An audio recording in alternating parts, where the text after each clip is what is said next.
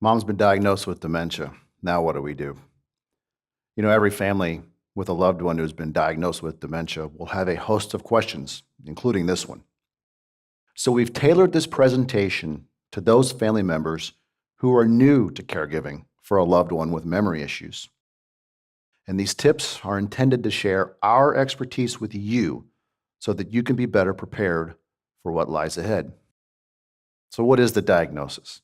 It's an important question. Is it Alzheimer's? Is it Parkinson's? Is it Lewy body or perhaps frontal lobe dementia? These all have specific symptoms and progressions, and you need to educate yourself and your family so that you're prepared and can begin planning. So, after the diagnosis has been given, it's important to pay attention to what the doctor recommends for treatment. Now, this treatment could include some new medications and possibly some clinical trials. And these recommendations will provide the basis for the planning that is yet to come. Now, it's important to note that dementia cannot be cured, but it can be managed with a good plan and the right medications. So let's talk about these medications. Any new medications need to be integrated into the daily routine because medications can and will help control symptoms and behaviors. People with memory loss can forget to take their medications. Compliance is a big issue here. So please make sure your loved one is taking these medications at both the proper times and the proper doses. Furthermore, make sure your doctor is aware of all medications your loved one is taking so that there are no dangerous interactions. Eating properly is so important for all of us, especially for those taking medications because these medicines need to be metabolized properly. So in short, make sure your loved one is eating enough. Now let's talk about tracking behaviors and why we do it. Identify the behaviors that you're seeing. This helps with care planning.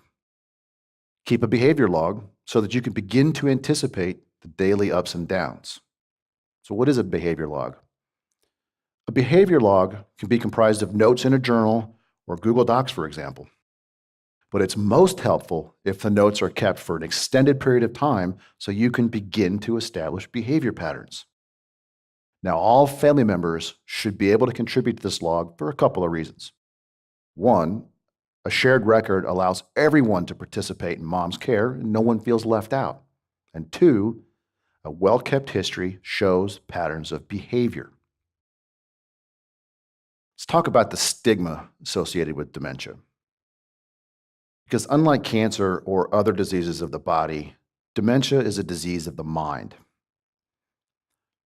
Sometimes, family members of loved ones with dementia might find themselves ashamed of the behavior associated with the dementia because it's causing changes in personality. So accepting your loved one for who they are and where they are in their disease process, it's so vitally important. Because it's not the person who has the behavior, it's the disease that's causing the behavior.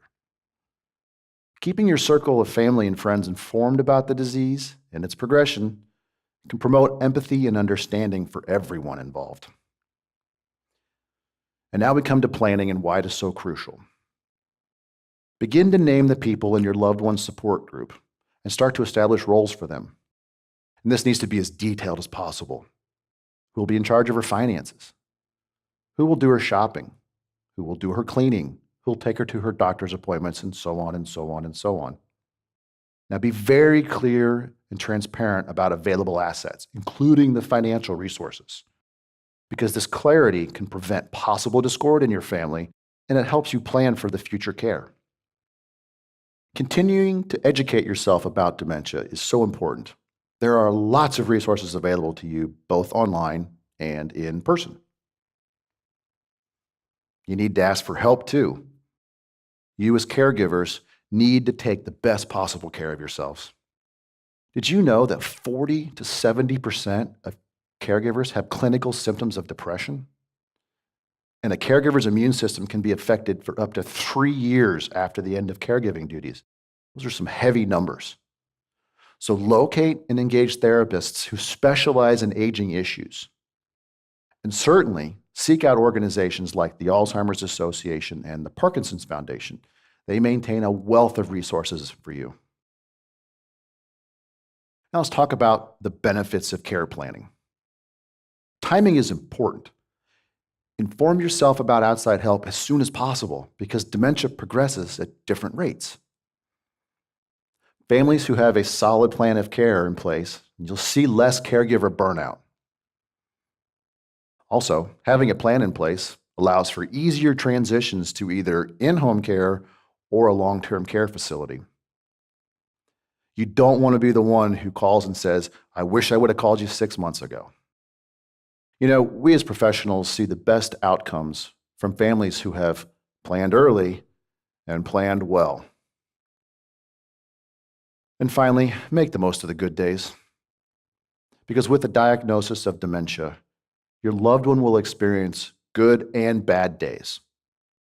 Just because you experience a bad day does not mean all days will be bad, though.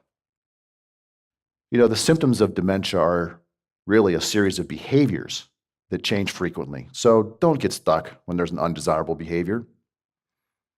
Caregivers who focus on their own well-being create more good days for themselves and their loved one. And finally, be sure to enjoy the good days with your loved one because life is so precious. Thank you.